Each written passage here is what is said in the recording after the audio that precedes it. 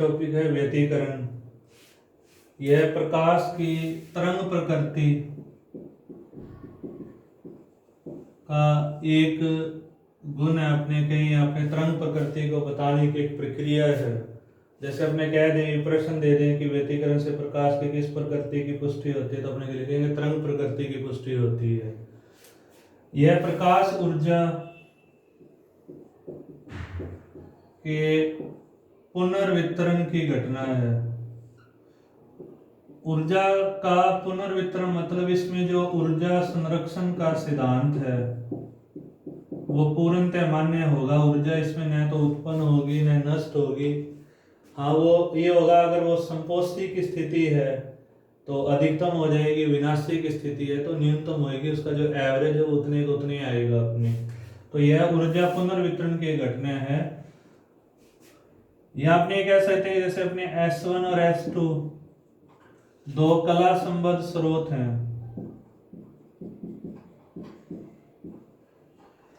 कला संबद्ध स्रोत वे स्रोत होते हैं जिनके मध्य जो कलांतर है समय के साथ नहीं बदलता, कलांतर सदैव नियत होता है।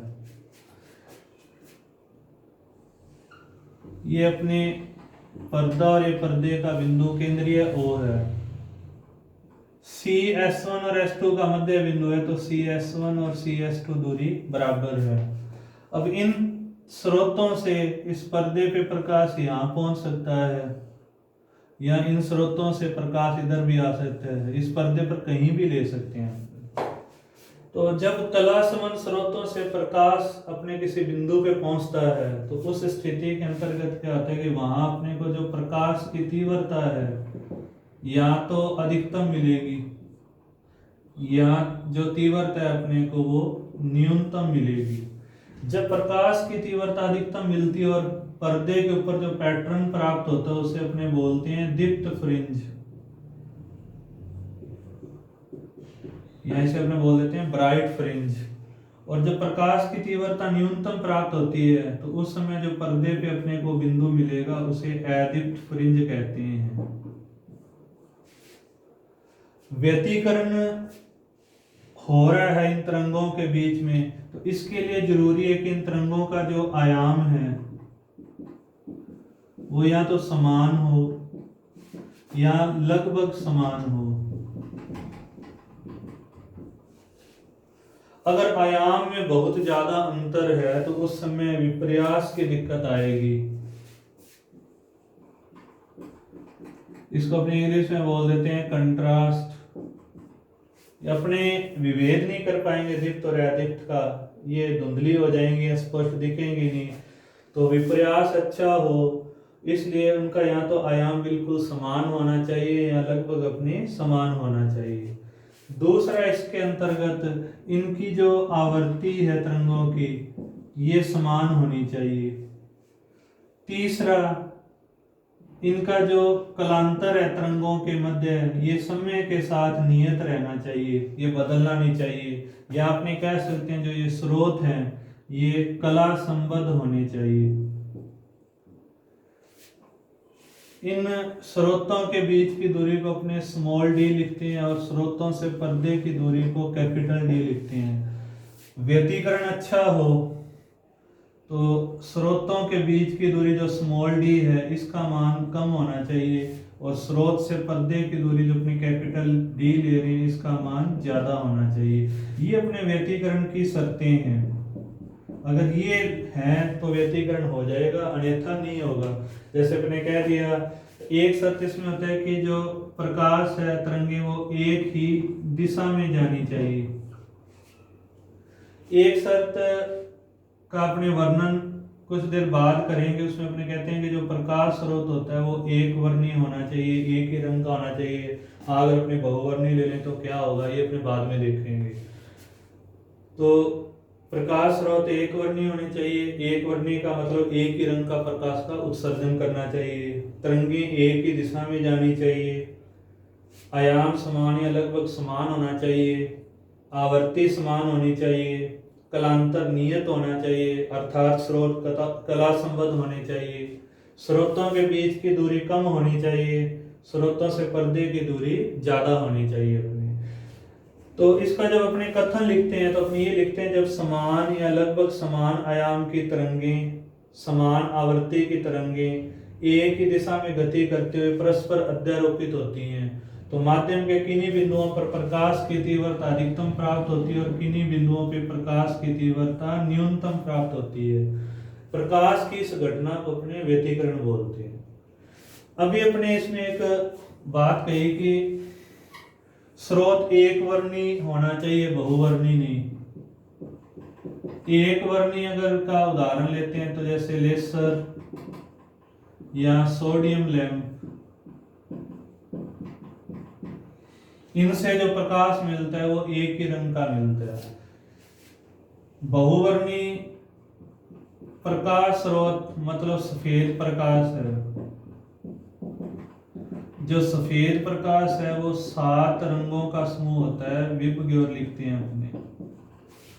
अगर अपने यहाँ श्वेत प्रकाश यूज कर लें तो S1 S2 से जो प्रकाश O पे पहुंच रहा है वो समान दूरी तय कर रहा है, तो उस स्थिति के अंदर O बिंदु पे पथांतर 0 होगा।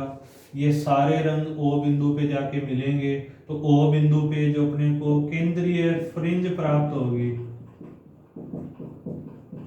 वो सफेद प्राप्त होगी। लेकिन अब ये बिंदु ले लिया अपने P, तो S1 S2 से जो प्रकाश P बिंदु पे पहुंचेगा तो उनके लिए जो सभी रंगों के लिए कलांतर फाई है ये भिन्न भिन्न आएगा। अब कलांतर भिन्न भिन्न है तो उस स्थिति में केंद्रीय बिंदु के चारों ओर जो अपने को फ्रिंजें प्राप्त होंगी वो कलरफुल रंगीन प्राप्त होंगी, जिसमें केंद्र में तो पास वाली फ्रिंज तो लाल होगी और बाहर वाली जो फ्रिंज है वो बैंगनी, और उसके चारों ओर उच्च क्रम की फ्रिंजें होंगी।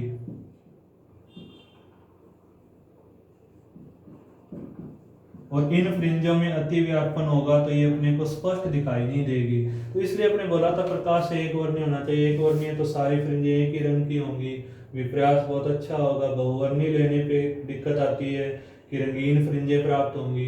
बहुवर्णी ले भी लिया तो फिर अपने को पथांतर कम लेना पड़ेगा, और पथांतर बढ़ गया तो उसमें विप्रयास की दिक्कत आती है। तो ये अपने व्यतिकरण और व्यतिकरण की शर्तें थी। अपने व्यतिकरण की परिभाषा के बारे में बताया कि समान आवर्ती, समान या लगभग समान आयाम की तरंगें एक ही दिशा में जाती हैं तो उस स्थिति के अंतर्गत माध्यम के किसी बिंदु पर तो प्रकाश की तीव्रता अपने को अधिकतम मिलती है और किसी बिंदु पे न्यूनतम मिलती है। ये व्यतिकरण होता है। तो इसी परिभाषा को बताते समय अपने बोला था कि इसमें ऊर्जा पुनर्वितरण होता है।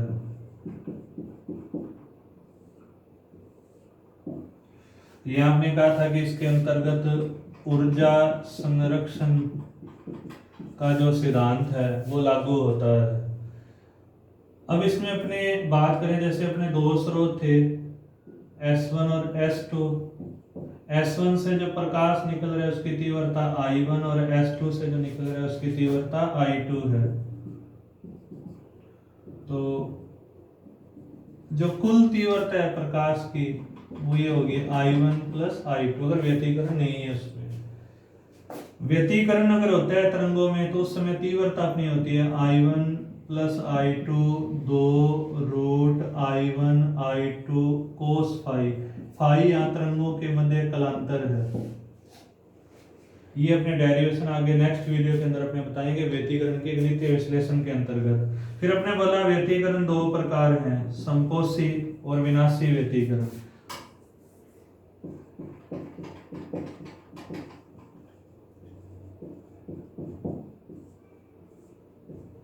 दो या दो से अधिक तरंगों के मध्य संपोषी व्यतिकरण तब होता है जब उनके मध्य कलांतर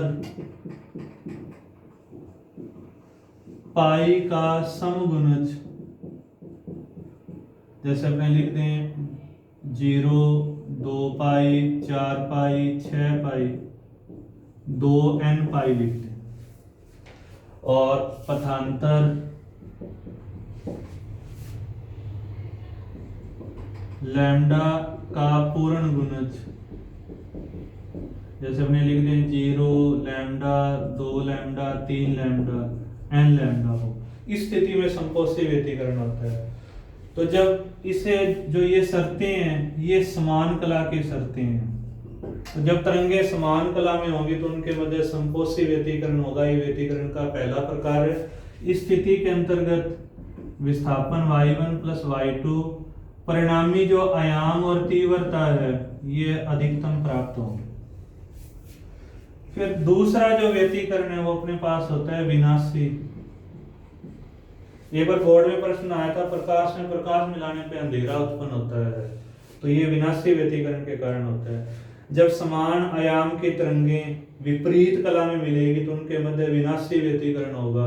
तो उस स्थिति में अपने को, जहां अपने कहते हैं ना तीव्रता न्यूनतम प्राप्त होती है, अब न्यूनतम प्राप्त होने का मतलब अदीप्त फ्रिंज प्राप्त हो रही है, तो वहां अंधेरा प्राप्त होता है। तो ये विनाशी व्यतिकरण के कारण होता है। इस स्थिति में जो कलांतर है वो पाई का विषम गुणज, और जो इसको अपने लिख सकते हैं पाई, 3 पाई, 5 पाई, 2n प्लस 1 पाई। अब कुछ बुक्स में तो लिखा जाता है 2n माइनस 1,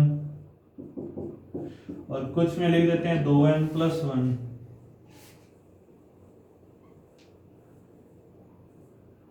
तो अगर -1 लेते हैं तो इसका मतलब n का मान 1 से शुरू करना और केंद्रीय बिंदु जो है वो सदैव चमकीला होगा। और +1 लेते हैं तो n का मान, यहाँ पे n का मान 1 से शुरू है, यहाँ n का मान 0 से स्टार्ट होगा। तो इस स्थिति में केंद्रीय बिंदु चमकीला या काला कुछ भी हो सकता है। इस स्थिति में विनाशी अगर व्यतिकरण है तो इस स्थिति के अंदर जो पथांतर है वो λ/2 का विषम गुणज होता है। तो ये आएगा अपने λ/2, 3 λ/2, 5 λ/2, 2n प्लस 1 λ/2 होगा।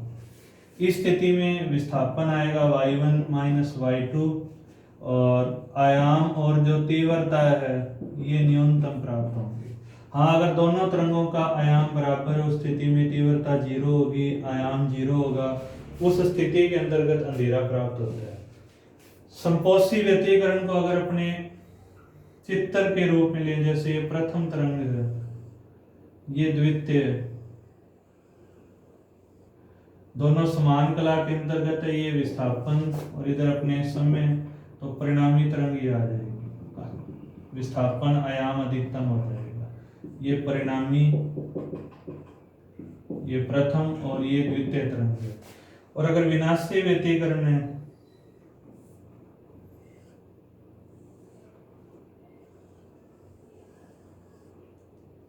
ये विपरीत कला में होंगे। तो इधर देखा जाए इस तरंग का आयाम, ये प्रथम तरंग है और ये द्वितीय है, तो प्रथम का आयाम ज्यादा है द्वितीय से, तो परिणामी तरंग इधर आएगी। अगर ये हो जाए ये दोनों तरंगों का आयाम बराबर है, ये आयाम बराबर है अपने, तो परिणामी ये साम्य अवस्था भी यही मिलेगा, ये 0 होगा, आयाम तीव्रता का मान भी 0 होगा। स्थिति में अंधेरा होता है। पर अभी अपने जैसे बात स्टार्टिंग की थी ऊर्जा पुनर्वितरण या ऊर्जा संरक्षण की, तो व्यतिकरण में ऊर्जा संरक्षण का सिद्धांत मान्य है। तीव्रता का अपने अगर संपोषी व्यतिकरण है तो तीव्रता का सूत्र ये होगा I1 plus I2 plus 2√I1I2। इसे अपने लिख सकते हैं I1 प्लस I2 √I1I2 का होल स्क्वायर। तो जो कुल स्रोतों की तीव्रता I1 प्लस I2 ले रहे थे, तो संपोषी व्यतिकरण में तीव्रता उससे इतनी ज्यादा होगी। अगर अपने लेते हैं विनाशी व्यतिकरण, तब तीव्रता होगी I1 plus I2 minus 2√I1I2। अपने फॉर्मूले के अंदर यहाँ cos फाई लिखा जाता है। संपोषी व्यतिकरण के अंदर cos फाई का मान +1 होता है, विनाशी के अंदर -1 होता है। ये आगे जब डेरिवेशन लेंगे उसमें दोबारा बताएंगे। तो इस स्थिति में ये आ जाएगा I1 minus I2 √I1 minus √I2 का होल स्क्वायर। तो इसमें जो तीव्रता है वो कुल तीव्रता से 2√I1I2 कम हो रही है। तो न तो इसमें ऊर्जा उत्पन्न हो रही है और न ही ऊर्जा इसके अंतर्गत नष्ट हो रही है। अगर I1 प्लस I2 तीव्रता थी संपोषी हुआ तो बढ़ गई 2√I1I2, और अगर विनाशी व्यतिकरण हुआ तो 2√I1I2 अपनी तीव्रता कम होगी इसके अंदर। तो अगर अपने इसकी तीव्रता पुनर्वितरण का ग्राफ लें, अपने इसके तीव्रता वितरण का ग्राफ लें, जैसे तीव्रता I1 प्लस I2 थी, ये संपोषी है तो यहाँ है √I1 √I2 का होल स्क्वायर, और ये विनाशी, यहाँ तीव्रता है I1 minus I2 under root लेके इसका स्क्वायर अपने। अगर अपने ग्राफ बनाते हैं जैसे 0 पाई 2 पाई 3 पाई 4 पाई, अपने संपोषी की शर्त बोली थी जब 0 2 पाई 4 पाई 6 पाई, 0 2 4 6, यहाँ तो संपोषी व्यतिकरण होगा, तीव्रता अधिकतम आएगी। विनाशी व्यतिकरण में अपने बताया था पाई 3 पाई 5 पाई, पाई 3 पाई 5 पाई, यहाँ तीव्रता न्यूनतम होगी इन बिंदुओं पर। तो 0 पे अधिकतम, पाई पे न्यूनतम, फिर 2 पाई पे अधिकतम, 3 पाई पे न्यूनतम, 4 पाई पे अधिकतम, 0 2 पाई 4 पाई, इसी तरह आगे चलेगा 6 पाई 8 पाई, पाई 3 पाई 5 पाई 7 पाई पे न्यूनतम। तो ये व्यतिकरण के तीव्रता वितरण का ग्राफ है। अगर अपने व्यतिकरण के दैनिक जीवन में उदाहरण देखें तो जैसे अपने साबुन का घोल बनाते हैं वो रंगहीन है, लेकिन सूर्य के प्रकाश में अपने को रंगीन दिखाई देता है, तो ये व्यतिकरण के कारण होता है। जैसे अपने को कह दें कि साबुन का घोल रंगीन क्यों दिखाई देता है, व्यतिकरण के कारण। कहीं पानी बिखरा और उसके ऊपर तेल डाल दें, तेल उस पानी के ऊपर पतली परत के रूप में फैल जाएगा, और उस सूर्य के प्रकाश में तेल अपने को रंगीन दिखाई देगा, और उस तेल का रंगीन दिखाई देना पतली परत के रूप में फैला हुआ जो तेल है वो व्यतिकरण के कारण होता है। तो ये